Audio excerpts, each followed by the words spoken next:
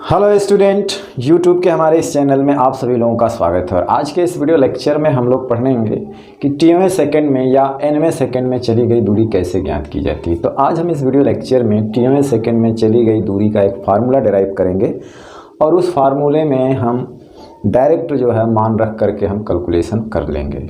टीवें second में चली गई दूरी, या किताबों में दिया रखा है कि एनवें सेकंड में चली गई दूरी।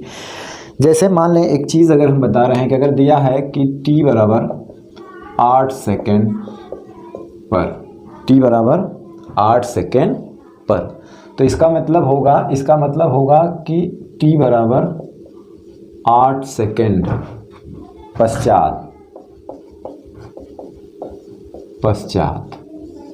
अगर t बराबर 8 सेकेंड पर दिया है तो इसका मतलब क्या हुआ, 8 सेकेंड पश्चात या प्रथम 8 सेकेंड में, या इसी को हम लिख सकते हैं प्रथम 8 सेकेंड में। ठीक है ना, क्या लिख सकते हैं इसको, प्रथम 8 सेकेंड में, या हम इसी को लिख सकते हैं प्रारंभ से 8 सेकेंड में, प्रारंभ से 8 सेकेंड में। तो अगर दिया है कि t बराबर 8 सेकेंड पर या 8 सेकेंड में, तो इसका मतलब हुआ कि शुरू से 8 सेकेंड में, शुरू से 8 सेकेंड में। ठीक है ना, या उसी को कहेंगे 8 सेकेंड बाद, या प्रथम 8 सेकेंड में, या प्रारंभ से 8 सेकेंड में। ये होता है t बराबर 8 सेकेंड पर। ठीक है ना, इतना मतलब हो सकता है। लेकिन टीवें सेकेंड में जैसे कह दिया जाए 8वें सेकेंड में, 8वें सेकेंड का मतलब हुआ कि 1 से 7 तक को छोड़ देना, 1 से 7 तक को छोड़ देना, यानी 7 से 8, यानी लास्ट के 8वें सेकेंड का मतलब लास्ट का जो 7 सेकेंड बाद जो 8वां सेकेंड है उसकी बात हो रही है। 8वें सेकेंड का मतलब 7 से 8 यानी 1 सेकेंड की बात हो रही है। उसी तरह से अगर 5वें सेकेंड का मतलब कह रहा है तो 4 से 5 के बीच का समय। 6वें सेकेंड का मतलब है 5 से 6 समय के बीच का समय, यानी 1 सेकेंड की बात हो रही है।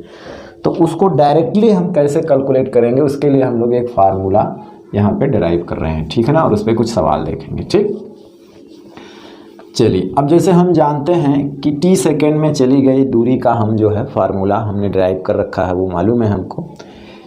ठीक है ना, हमें लेना है, जैसे हम मान लीजिए एस टी उसको ले लेते हैं, तो हमने फार्मूला पढ़ा है ut plus half AT²। t second में चली गई दूरी का फार्मूला हमने पढ़ा है। ठीक है ना, तो टीवें सेकेंड का मतलब होता है कि आखिरी के 1 सेकेंड में, जैसे टीवें या एनवें का मतलब यह हुआ, जैसे हमने कहा ना कि 8वें सेकेंड का मतलब, तो 8वें सेकेंड का मतलब होगा कि 7 से 8। ठीक है ना, 7 से 8 के बीच का जो समय है। ठीक है, 7 से 8 के बीच का जो समय है, तो कैसे मिलेगा, वो कैसे मिलेगा, यानी कहने का मतलब है कि 8वें सेकेंड में, यानी 8वें सेकेंड में और 7वें सेकेंड में, यानी कि t बराबर 7 पे और t बराबर 8 सेकेंड, यानी कि t बराबर 8 सेकेंड में और t बराबर 60 सेकेंड के बीच की दूरी निकाल करके इसका डिफरेंस ले लेंगे। भाई पहले लेंगे हम t बराबर 8 सेकेंड में कितनी दूर गई और t बराबर 60 सेकेंड में कितनी दूर गई, तो इसमें से इसको घटा देंगे तो हमें 1 सेकेंड का मिल जाएगा। तो वही कहने का मतलब है कि ये t बराबर 8 सेकेंड में चली गई दूरी, अब हम उससे एक पहले सेकेंड का ले लेंगे, यानी कि हम t-1 सेकेंड का, तो u t के जगह क्या रखेंगे, t-1 प्लस हाफ AT-1 का होल स्क्वायर, समीकरण 2। ठीक है ना, तो ये मान लेते हैं अगर t बराबर 8 है तो 8 सेकेंड में कितनी दूरी गई और t बराबर 7, तो एक ही कम हुआ ना, तो 8 में से घटाएंगे तभी तो 7 हुआ। तो 60 सेकेंड में चली गई दूरी निकाल के 8 सेकेंड में चली गई दूरी निकाल कर घटा देंगे तब भी आ जाएगा। तो एक 60 फार्मूला मिल जाएगा। तो कोई भी आंसर हमें डायरेक्ट निकालना है तो हम निकाल लेंगे, 60 फार्मूला मिल जाएगा। वैसे आप उसमें 8वें सेकेंड का मतलब ये हुआ कि आप 7 सेकेंड में चली गई दूरी निकालिए, 8 सेकेंड में चली गई दूरी निकाल लीजिए, तो उसमें से 7 वाली घटा दीजिए तो 1 सेकेंड का मिल गया। तो यही काम हम यहाँ पे करेंगे। तो ST-nth यानी टीवें सेकेंड में ना, तो हम क्या लिखेंगे, ST में से माइनस ST-1 घटा देंगे, यानी वही अगर हम मान लीजिए t बराबर 8 ले लेते हैं, यहाँ t बराबर क्या हो गया 7 हुआ ना, यानी अगर t का मान 8 है तो यहाँ 7 कैसे आएगा, जब 8 में से 1 घटाएंगे तभी ना 7 आएगा। तो ST में सेकेंड में, यानी उसको कहीं कहीं किताबों में उसको n लिख दिया है, SNth है ना, टिथ भी कर सकते हैं ऐसे, ठीक। तो TMA सेकेंड में चली गई दूरी, यानी कि TMA ऐसे लिखें।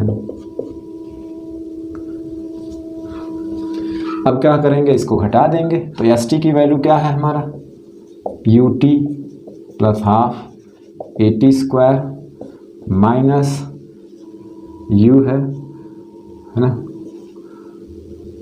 U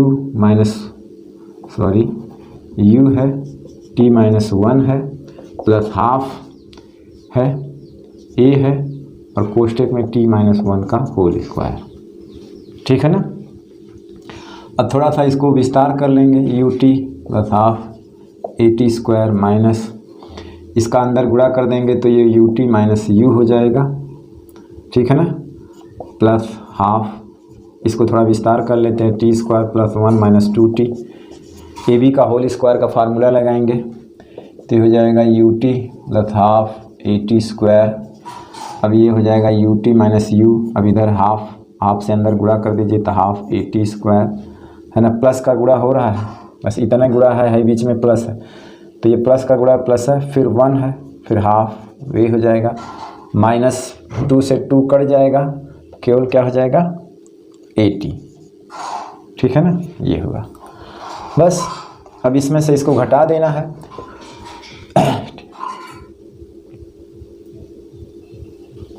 तो ये हो जाएगा UT plus half AT square minus UT, इसे प्लस कर देगा U, और यहाँ पे क्या आएगा, यहाँ पे देखिए ये माइनस, इसको माइनस कर देगा तो हाफ AT स्क्वायर, फिर इसे माइनस कर देगा हाफ A, इसे प्लस कर देगा AT।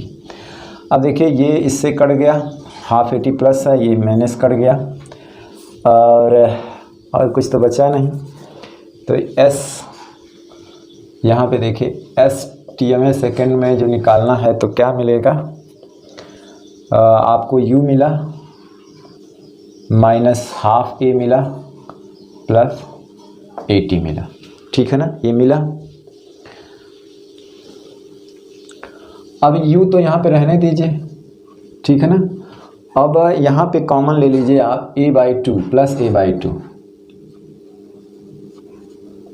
इन दोनों में देखिए A/2 से A/2 कॉमन ले लेंगे तो ये चीज़ क्या हो जाएगी, यहाँ पे इससे इसमें भाग देंगे A कट जाएगा, 2 ऊपर गुणा हो जाएगा यानी कि 2T, और इसमें भाग देंगे -1 हो जाएगा, यानी U प्लस हाफ अंडर कोष्ट में 2T माइनस 1, ये STMA में मिल जाएगा, ठीक है ना। या किसी किताबों में nth का आ गया, nवें सेकेंड में, तो इसको nth लिख देंगे, अगर nवें सेकेंड में हो जाएगा तो nth U plus half 2n minus 1, ये फार्मूला बन जाएगा डायरेक्ट। अगर हमें 1 सेकेंड में लास्ट के चली गई दूरी हमको पता करना है तो डायरेक्ट हम इसका इस्तेमाल कर सकते हैं, ठीक है ना, ये ठीक है ना। अब यहाँ पे क्या है, देखिए ये इन दोनों में कॉमन लिया हाफ, इसमें देखिए A से भाग देंगे A कट जाएगा, और इसमें 2 ऊपर चला जाएगा 2T, और यहाँ पे -1 बचेगा, ठीक है ना। यानी कहने का मतलब है कि माइनस हाफ में इसी से भाग देंगे, हाफ A पे कट के -1 बचेगा, और AT में अगर भाग देंगे A/2 से तो 2 ऊपर चला जाएगा, A कट जाएगा, बचेगा 2T, तो कहने का मतलब वही 2T माइनस 1 हो जाएगा, ठीक है ना। तो TMA सेकेंड का मतलब लास्ट के 1 सेकेंड की बात होती है, TMA सेकेंड का मतलब लास्ट के 1 सेकेंड का, ठीक है ना, लास्ट के 1 सेकेंड का, ठीक। तो चलिए ये फार्मूला आप याद करिएगा, हमें इस तरह का सवाल दिया जाए कि 5वें सेकेंड में, 6वें सेकेंड में, 7वें सेकेंड में, 8वें सेकेंड में, तो उस तरह से क्या करेंगे, हम इस फार्मूले का डायरेक्ट इस्तेमाल करेंगे, ठीक है ना, क्योंकि हमने इस तरह से कैलकुलेट करके एक शॉर्ट फार्मूला ड्राइव कर दिया है। तो 5वें सेकेंड की बात करें तो यहाँ T5, 6वें सेकेंड की बात करें T8, 8वें तो 8, और आपका U और A त्वरण और प्रारंभिक वेलोसिटी कुछ दिया ही रहेगा, ठीक है ना। तो चलिए इस पे रिलेटेड जो है हम कुछ न्यूमेरिकल लगाते हैं, जिससे कि ये बातें कुछ कंफर्म हो जाएगी। तो कॉन्सेप्ट क्लियर करने के लिए हम इससे रिलेटेड कुछ न्यूमेरिकल लगाते हैं, ठीक है ना। चलिए तो हम एक उस पर आधारित जो है एक एग्जांपल लेते हैं, 20वें सेकेंड में चली गई दूरी या 9वें सेकेंड में चली गई दूरी पर आधारित। कह रहा है एक कण विराम अवस्था से नियत त्वरण A से गति करना प्रारंभ करता है, तो उसके द्वारा 5वें 7वें सेकेंड में तय की गई दूरियों का अनुपात।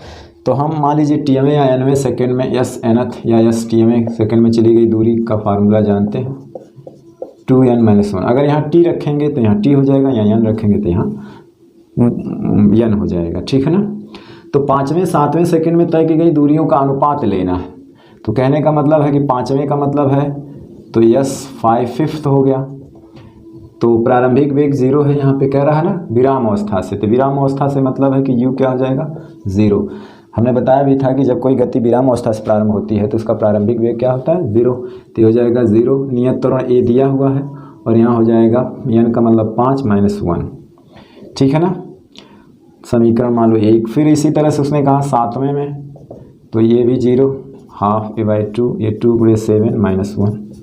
अब इनका अनुपात लेना है यस 5th और यस 7th।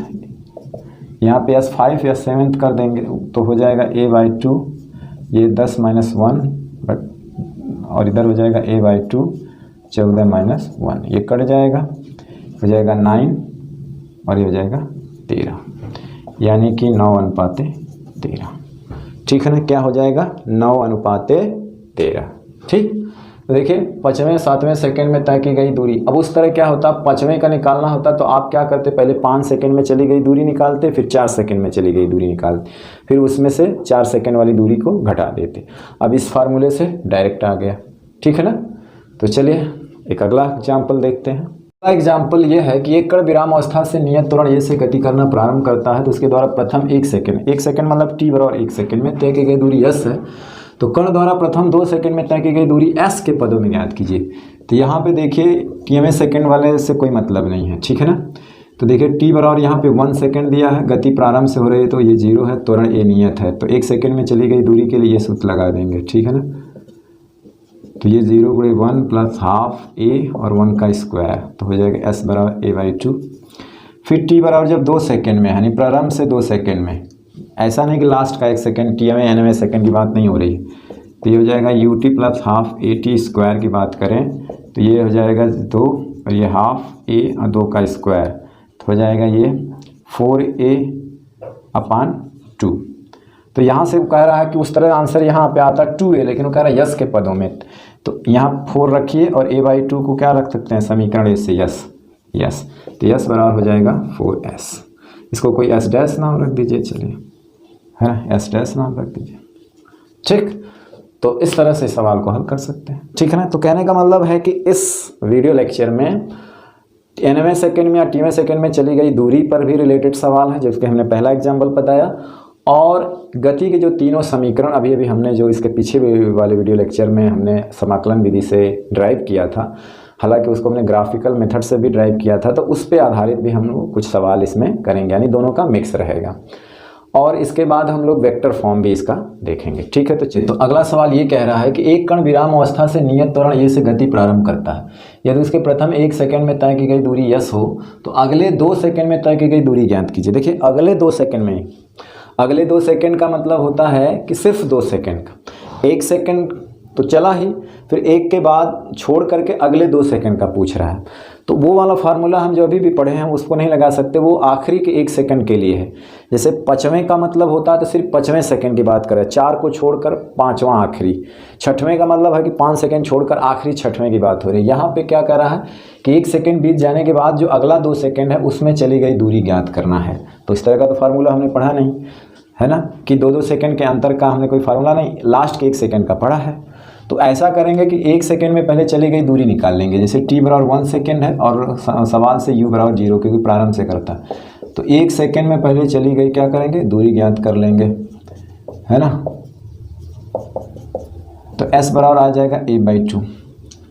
अगले 2 सेकंड का मतलब हुआ कि कुल मिलाकर कितना समय आगे चला, 3 सेकंड चला ना। 1 सेकंड में a/2 दूरी चला, ठीक। अगले 2 सेकंड का पूछ रहा है, तो अगले 2 सेकंड का हम कैसे निकालेंगे, आगे वाले 2 सेकंड का, ठीक है ना। तो या तो हम क्या करेंगे, वही चीज़ करेंगे कि t बराबर 3 सेकंड का निकाल के और t बराबर 1 सेकंड वाला दूरी क्या करेंगे, घटा देंगे। 3 में से 1 को घटा देंगे तो हमें 2 सेकंड का मिल जाएगा। 1 सेकंड का तो पूछा नहीं, 2 सेकंड का पूछा है। तो हम क्या करेंगे, t बराबर 3 सेकंड का निकाल लेते हैं और उस 3 सेकंड में से 1 सेकंड वाली दूरी घटा देते हैं तो 2 सेकंड का आ जाएगी, ठीक है ना। अब डायरेक्ट ऐसा नहीं रख के चलेंगे कि t बराबर, वो भी यस दिया है तो वो भी क्या कह रहा है, यस के पदों में भी लिख सकते हैं। तो दूरी प्रथम 1 सेकेंड में तय की गई दूरी यस हो तो अगले 2 सेकेंड में तय की गई दूरी ज्ञात करना है। तो डायरेक्ट टी बराबर 2 सेकेंड रख करके नहीं निकाल पाएंगे इसको, ठीक है ना। तो इस तरह से हम क्या रखेंगे, ये 3 रखेंगे, ये 3 का स्क्वायर, तो यस बराबर क्या हो जाएगा 9a/2 या इसको लिख सकते हैं 9s, समीकरण 1 से मान लो ये, ठीक। अब हमें 2 सेकेंड में चली गई दूरी, 2 सेकेंड में चली गई दूरी चाहिए, तो क्या करेंगे 3 सेकेंड में से जो 9s में से 1 सेकेंड वाला घटा देंगे। 1 सेकेंड में कितना चली गई दूरी है, a/2 को ही हम लोग क्या लिखते थे यस, ठीक है ना। या आप इस तरह से निकालिए तो 8 यस हो जाएगी, या इस तरह से निकालिए कि 9a/2 माइनस a/2, ठीक है ना। सीधे सीधे क्या हो जाएगा 8a/2, 8a/2, या इसको आप लिख सकते हैं सीधे 4a, या यस के फॉर्म में 8s हो जाएगा। यस के फॉर्म में क्या हो जाएगा 8 यस, ठीक है ना, यस के फॉर्म में 8 यस, ठीक। तो जो है वो यस के फॉर्म में ही कहा है। अगर कभी कभी इस सवाल को बदल के कह सकता है कि अगले 2 सेकेंड में चली गई दूरी यस के फॉर्म में ज्ञात कीजिए, ठीक है ना। तो यस के फॉर्म में 8 यस हो गया, ठीक। अब टी बराबर डायरेक्ट अगर हम 2 सेकेंड रखेंगे तो इतना नहीं आएगा, ठीक है ना। रख के देख सकते हैं टी बराबर 2 सेकेंड में, तो कैसे आएगा देखिए,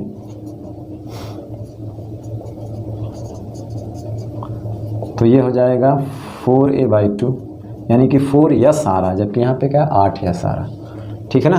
तो आप डायरेक्ट रख के नहीं निकाल सकते, ठीक है। अगला सवाल ये है कि एक कण विराम अवस्था से नियत त्वरण ये से गति करना प्रारंभ करता है, वह प्रथम 1 सेकेंड में s1 दूरी तय करता है, कण द्वारा अगले 5 सेकेंड में तय की गई दूरी ज्ञात। देखिए 1 सेकेंड का अभी हम लोगों ने निकाला था, तो वो s1 क्या आया था a/2 आया था ना। 1 सेकेंड में हम लोग निकाले थे तो यही आया था ना। अब अगले 5 सेकेंड में हम निकालना है तो s/5 अगले 5 सेकेंड में निकालना है, तो ये वाला फार्मूला लगाएंगे ut + ½ at²। तो ये 0 है, क्योंकि यहाँ पे देखिए प्रारंभिक वेग क्या है 0 है, t बराबर क्या है 5 सेकेंड। तो ये भी निकाल सकते हैं, हम बार बार वही नहीं कर रहे हैं क्योंकि हमने कर लिया है इस तरह से। तो ये 5 का स्क्वायर हो जाएगा। तो अगले 5 सेकेंड का मतलब 1 सेकेंड तो बीत गया है ना, 5 सेकेंड और चला तो 6 सेकेंड का निकाल के 1 सेकेंड वाला घटा देंगे, 6 सेकेंड का निकाल के 1 सेकेंड वाला घटा देंगे, ठीक है ना। तो ये 6 रहेगा, सॉरी, तो ये हो जाएगा 36a/2, यानी कि 36s1। तो अगले सिर्फ 5 सेकेंड में चली गई दूरी, 5 सेकेंड में चली गई दूरी क्या हो जाएगी 36s1 में से s1 घटा देंगे, 35s1 होगी, क्या होगी 35s1, ठीक है। अगला सवाल क्या है कि एक कण विराम अवस्था से गति प्रारंभ करता है, उसका नियत त्वरण 2 मीटर पर सेकेंड स्क्वायर है, तो कण द्वारा तय की गई दूरी प्रथम 5 सेकेंड में, 4 सेकेंड बाद और 5वें सेकेंड में तय की गई दूरी ज्ञात कीजिए। अब देखिए प्रथम 5 सेकेंड मतलब है कि प्रारंभ से 5 सेकेंड में, यानी कि 5 सेकेंड का पूछ रहा है। तो देखिए प्रारंभिक वेग 0 है और एक त्वरण है 2 मीटर पर सेकेंड स्क्वायर, तो ये दूरी ये फार्मूला लगाएंगे गति का दूसरा समीकरण। 0 5 सेकेंड की बात हो रही है, तो हाफ ये हो जाएगा 2, 5 का स्क्वायर, 2 कट जाएगा, s बराबर 25 मीटर। फिर कह रहा है 4 सेकेंड बाद, 4 सेकेंड मतलब प्रारंभ से 4 सेकेंड बाद, तो 4 सेकेंड रख दीजिए यहाँ पे t बराबर 4, तो दूरी क्या निकल जाएगी 0 × 4 प्लस हाफ, ये 2 है, × 4 का स्क्वायर, 2 से 2 कट जाए, यानी कि s बराबर ये s1 कर दो, ये s2, यानी कि 16 मीटर। फिर कह रहा है 5वें सेकेंड में, 5वें सेकेंड का मतलब 2 तरीका, देखिए आपने 4 सेकेंड का निकाल लिया और 5 सेकेंड का निकाला। 5वें का मतलब आखिरी का 1 सेकेंड, तो 5 सेकेंड में से 4 सेकेंड वाला घटा दीजिए, यानी कि s3 पूछ रहा है, तो 25 - 16 यानी कि 9 मीटर, क्या हो जाएगा 9 मीटर, ठीक है ना। तो इस तरह से 9 मीटर आपका आएगा। आप उस तरह से भी निकाल सकते हैं, जैसे s5 करके, है ना, s5 करके भी निकाल सकते हैं, यानी कि हमें 5th वाले में चाहिए, तो क्या सूत्र है u + ½ 2n - 1, तो ये तो 0 है, ये 2 है, और यहाँ से आप क्या कर सकते हैं, यहाँ 5 - 1 रख सकते हैं, ये 2 2 कट जाएगा, हो जाएगा 10 - 1 बराबर 9 मीटर। इस तरह से भी आ सकता है।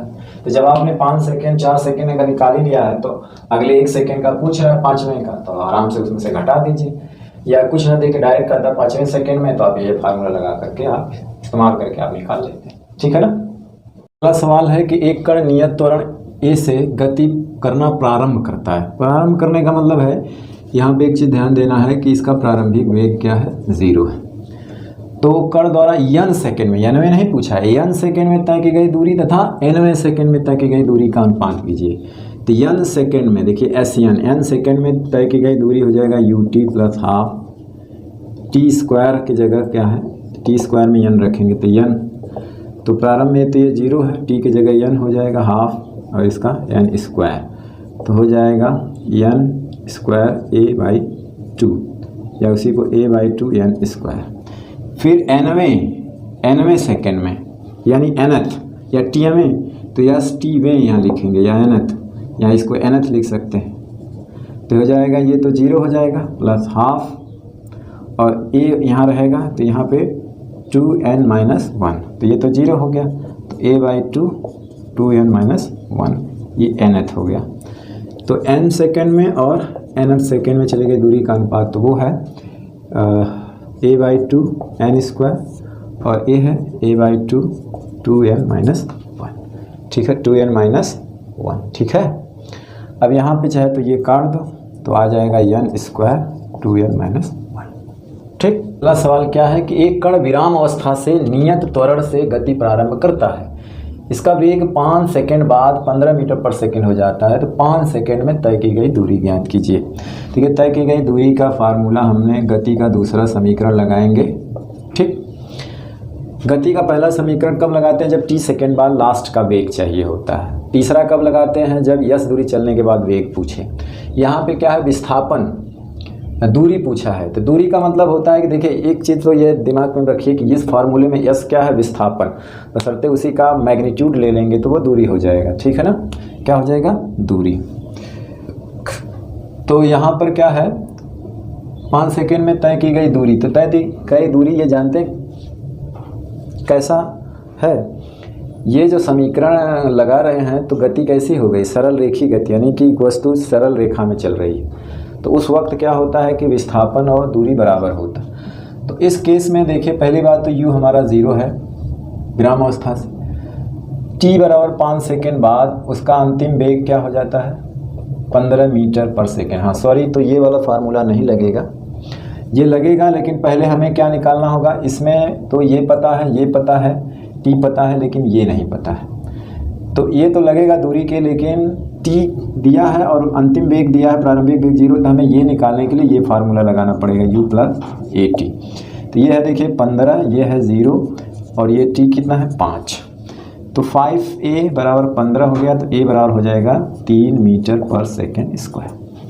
अब हमें a मालूम हो गया 3 मीटर पर सेकेंड स्क्वायर है, तो अब हम 5 सेकेंड में कितना दूर चलेगा हम बता देंगे। ये तो 5 सेकेंड मतलब प्रारंभ में 0 है, हाफ a की वैल्यू 3 आ गया, t कितना है 5, तो हो जाएगा ये तो 0 हो गया, 25 × 75/2, 75 का आधा 37.5 मीटर, 37 का आधा हो जाए, 2 तिहाई 6, 2 सत्ते 14, 2 पचे 10। ठीक है ना। तो इस तरह से आप बहुत सारे सवाल लगा भी सकते हैं। ठीक है ना, tवें सेकेंड में या गति के तीनों समीकरण जो हमारा v बराबर u + at है, s बराबर ut हाफ at स्क्वायर या v स्क्वायर बराबर u स्क्वायर + 2s आप निकाल सकते हैं। बस से उसमें फार्मूले में जितने पद होते हैं उसमें से बाकी का दिया रहना चाहिए, कोई अगर एक नहीं पता है तो उसे हम लोग मालूम कर सकते हैं। ठीक है ना। तो जैसे हमें यहाँ त्वरण नहीं मालूम था इसमें रखने के लिए, तो हम इसके लिए कुछ क्लू दिया हुआ था, तो उसे हमने त्वरण मालूम कर लिया है। गति प्रारंभ से शुरू होती है, विराम से शुरू होती है, तो प्रारंभिक वेग 0, अगर गति करते हुए वो आगे जाके रुक जाती है तो अंतिम वेग 0 है। ठीक है ना। तो आप इस तरह से बहुत सिंपल सवाल है, हालांकि इस लेवल का बहुत बोर्ड में पूछा जा सकता है, लेकिन कम्पिटिटिव लेवल में ज़्यादातर सवाल उससे पूछे जाते हैं जो मोशन अंडर ग्रेविटी होती है उससे पूछा जाता है। ठीक है ना। तो चलिए अब हम लोग जो है गति के समीकरण का वेक्टर फॉर्म पढ़ लेते हैं। ठीक, चलिए तो अब हम लोग पढ़ने जा रहे हैं कि गति के समीकरणों का सदिश रूप। यानी कि सदिश रूप में गति के समीकरण। अभी तक हम गति के समीकरण का जो मैग्नीट्यूड परिमाण रूप पढ़ रहे थे, तो वो तब इस्तेमाल किया जाता है कि जब गति एक सरल रेखा में गति करती है, जब कोई वस्तु सरल रेखी गति करती है, मतलब एक सीधी रेखा में गति करती है, तब हम गति का समीकरण, वो गति का जो परिमाण रूप इस्तेमाल करते हैं, वेक्टर रूप इस्तेमाल नहीं करते हैं। लेकिन अगर गतिशील कोई कण है, वो अगर सीधी रेखा के बजाय 2D डायमेंशन में जा रहा है, मतलब द्विविमीय या त्रिविमीय गति हो रही है, तो यानी कि अगर गतिशील वस्तु की गति बार बार परिवर्तित हो रही है, तब हम गति के समीकरण का जो है वेक्टर रूप प्रयोग में लाते हैं। वेक्टर रूप कब? जब गति के डायरेक्शन यानी गतिशील वस्तु की दिशा परिवर्तित हो रही है, तो हम गति के समीकरण का सदिश रूप इस्तेमाल करेंगे। अगर दिशा नहीं बदल रही है, सीधी रेखा में गति कर रही है, तब हम उसके परिमाण, मतलब गति के समीकरण का परिमाण रूप इस्तेमाल करेंगे, जो अभी तक हमने किया है। तो इसमें आप देख रहे हैं v वेक्टर राशि, u वेक्टर राशि, त्वरण वेक्टर राशि, t अदिश राशि, ये विस्थापन सदिश सदिश अदिश है। ये v square u square 2as क्यों किया गया कि आप जानते हैं कि हमारा ये होता है u square v square 2as परिमाण रूप है ये। तो आप इसको ऐसे लिख सकते हैं ना, v स्क्वायर, यानी कि इसको आप क्या लिख सकते हैं, इस तरह लिख सकते हैं, इसको आप ऐसे लिख सकते हैं। तो इसको क्या लिख सकते हैं आप, v इंटू वी क्या हो जाएगा, cos 0, ठीक है, cos 0 का मान 1, तो v इंटू वी मतलब क्या हो जाएगा, v स्क्वायर। तो आप इसको इसी तरह लिख सकते हैं, ठीक है ना। तो इस तरह से ये nवें या tवें सेकंड में चली गई दूरी का वेक्टर फॉर्म ये है। जो इनमें वेक्टर राशि है उसके ऊपर तीर लगा दो, सीधी बात, जो वेक्टर राशि है उसमें आप क्या लगा दो, तीर लगा दो, ठीक है ना।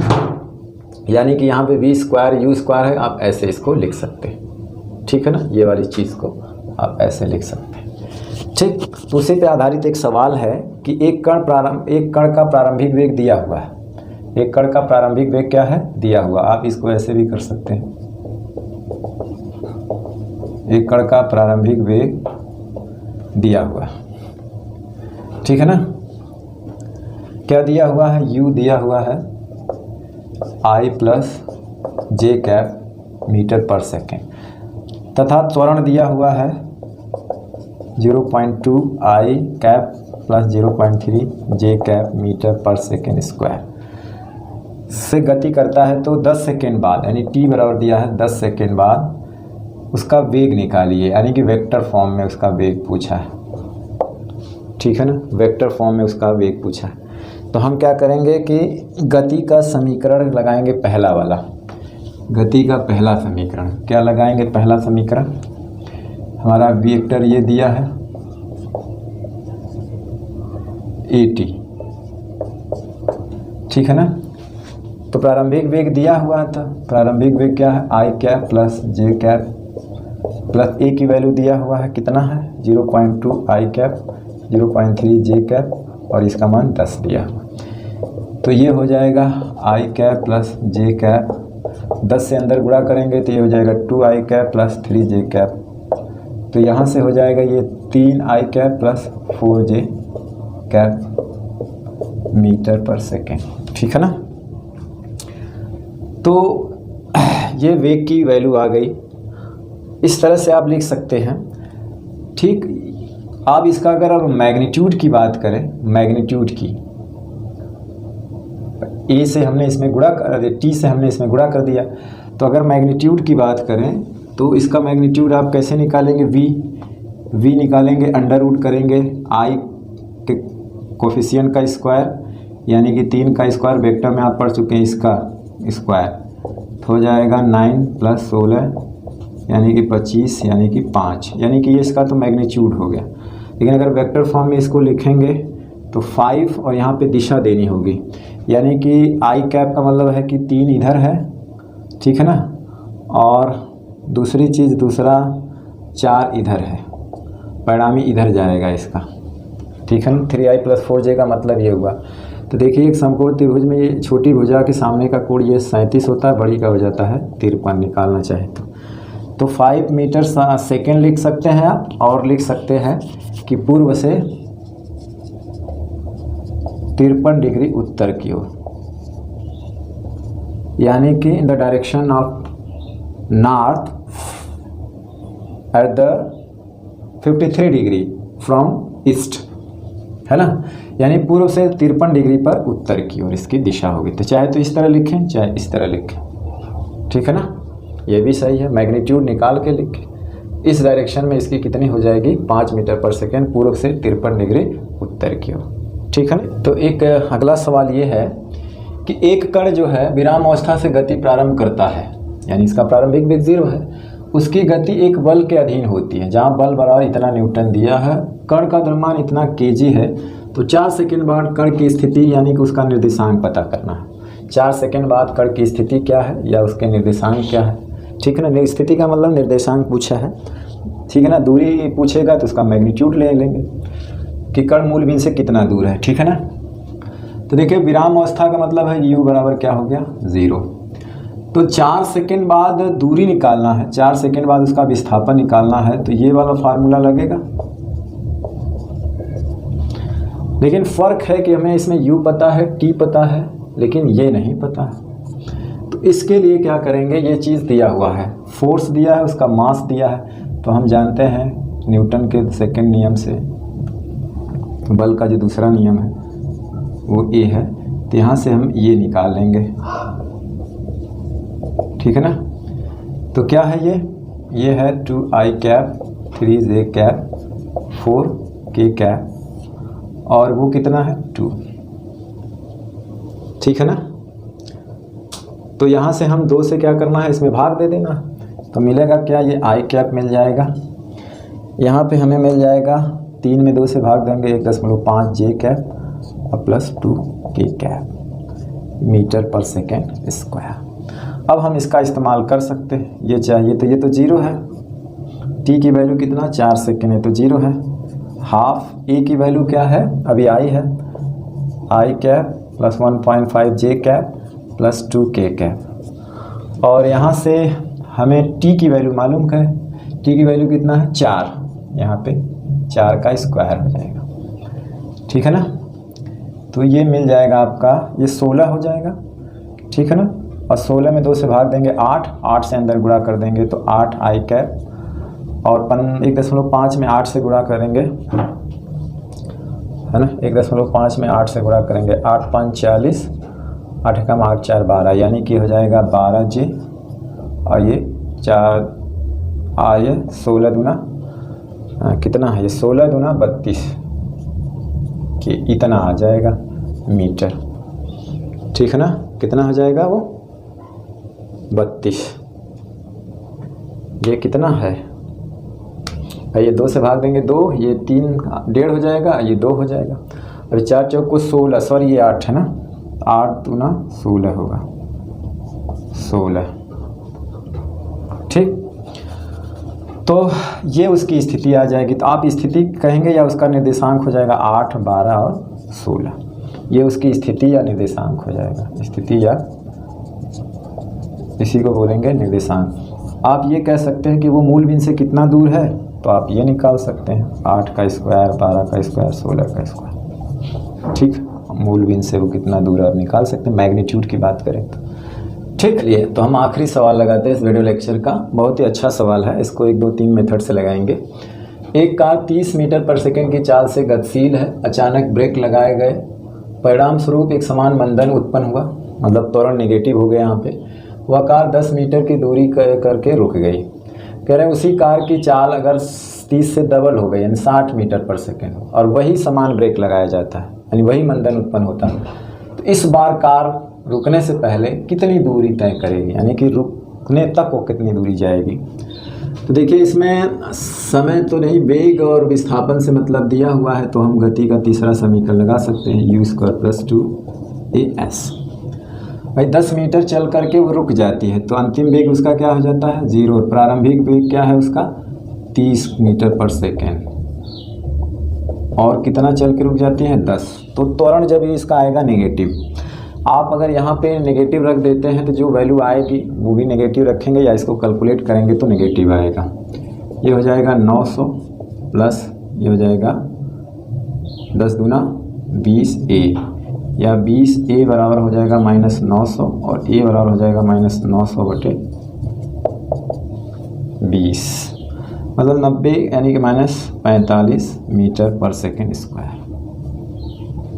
तो हो जाएगा 45 मीटर पर सेकेंड स्क्वायर। आप माइनस इसलिए रख रहे हैं, या आप इसको माइनस कैलकुलेट करके करते तो ए का मान प्लस में आता, लेकिन जब भी हम वैल्यू रखने जाएंगे माइनस, क्योंकि मंदन हो रहा है, एक्सेलरेशन घट रहा है ना। तो मंदन का मतलब हुआ कि वस्तु रुकने जा रही है, वेलोसिटी की वैल्यू क्या हो रही है, घट रही है, यानी कि वहाँ पे नेगेटिव डायरेक्शन में एक्सेलरेशन है, ठीक है ना। तो मंदन का मतलब क्या हुआ कि उसको माइनस के साथ लेंगे, ठीक है ना। तो इतना आएगा। अब इससे कह रहा है कि फिर वो उसी कार की चाल इतना हो, ठीक है ना। तो फिर वही सवाल लगाएंगे, तो v स्क्वायर बराबर u स्क्वायर प्लस 2as, तो ये तो 0 हो जाएगा। u स्क्वायर अब 60 हो गया, 60 का स्क्वायर प्लस 2 और a की वैल्यू माइनस 45 और s चाहिए, तो ये हो जाएगा 3600 माइनस 90s, यानी कि 90s बराबर 3600, s बराबर 3600 बटे 90, यानी कि 40 मीटर। कितना हो जाएगा, 40 मीटर, ठीक है ना। तो जब हम ब्रेक लगा देते हैं तो उसके बाद उसकी जो वेलोसिटी होती है वो घटनी है, शुरू हो जाती है। घटने का मतलब एक्सेलरेशन अब उल्टा काम करने लगा, ठीक है ना। तो यानी कि एक्सेलरेशन नेगेटिव डायरेक्शन में होगा, तो उसको नेगेटिव लिखते हैं, जिसको हम लोग मंदन कहते हैं। जब उल्टा लगेगा तो वो क्या करेगा, वस्तु के वेग को घटाता जाएगा, ठीक है ना। अब इसे एक तरीका से और लिख सकते हैं। एक तरीका और ये होगा कि आप इसी फार्मूले से, ट्रिक से जानते हैं u square minus 2as, minus कब लगेगा, जब गति मंदित होती है तो ये को ऋण रख दिया जाता है, ठीक है ना। या यहाँ पहले ऋण रख दें तो a की वैल्यू माइनस रखी गई है ना, तो a की वैल्यू अगर प्लस में भी आती है तो a की वैल्यू माइनस का मतलब यहाँ माइनस लग जाएगा, ठीक है ना। तो यहाँ से आप देखा जाए तो ये तो 0 हो गया, माइनस 2s, अंतिम वेग 0 है, यानी कि 2as बराबर u स्क्वायर है। तो बाकी तो ये तो नियत है, नियत मंदन, एक समान मंदन उत्पन्न हो रहा है, तो s proportional to u square हो जाएगा। तो इस तरह से s1 बाई s2 बराबर हो जाएगा u1 बाई u2 का होल स्क्वायर। s1 दिया है पहला 10, s2 मालूम करना है, u1 पहले 30 है, दूसरा 60, ठीक है ना। ये हो जाएगा 9 और ये हो जाएगा 36, ये हो जाएगा 1/4, तो s2 बराबर तब भी 40 मीटर। एक चीज़ और है कि अगर जो है चाल उसकी डबल तिबल हो रही है, चाल अगर डबल तिबल हो रही है और एक समान मंदन उत्पन्न हो रहा है, तो जो विस्थापन होता हुआ है वो n स्क्वायर गुणे पहला विस्थापन होता है। एक ट्रिक है ये क्या है, एक ट्रिक। यानी कि अगर चाल जो है पहले की डबल तिबल हो रही है तो हमें अगर विस्थापन निकालना है डबल चाल पे, या ठीक है ना, चाल क्या है, डबल हो रही है, तो यानी S1 हमको अगर पता है और S2 हमें मालूम करना है, और n यहाँ पे क्या है, चाल उसकी डबल हो रही है। देखिए 30 से 60 हो गई, वैसे 45 से 90, यानी कि चाल जब डबल हो रही है तो इस फार्मूले का डायरेक्ट इस्तेमाल कर सकते हैं। S2 n की जगह 2 रख देंगे, भाई चाल डबल हो रही है ना, 60, 30 का 60 हुआ तो 2 आ गया ना, तो ये हो जाएगा S1 कितना हमारा 10, तो S2 बराबर हो गया 4 गुणे 10, यानी आप डायरेक्ट निकाल सकते हैं 40 मीटर। जब चाल डबल हो रही हो, चाल क्या हो रही हो, डबल, ठीक है ना। तो आप इस ट्रिक इस्तेमाल कर सकते हैं, ठीक। तो चलिए आज का वीडियो लेक्चर हम यहीं समाप्त करते हैं, और नेक्स्ट वीडियो में नेक्स्ट टॉपिक के साथ फिर आपसे मिलते हैं। तब तक पढ़ाई करते रहें, पढ़ते रहें। All the very best.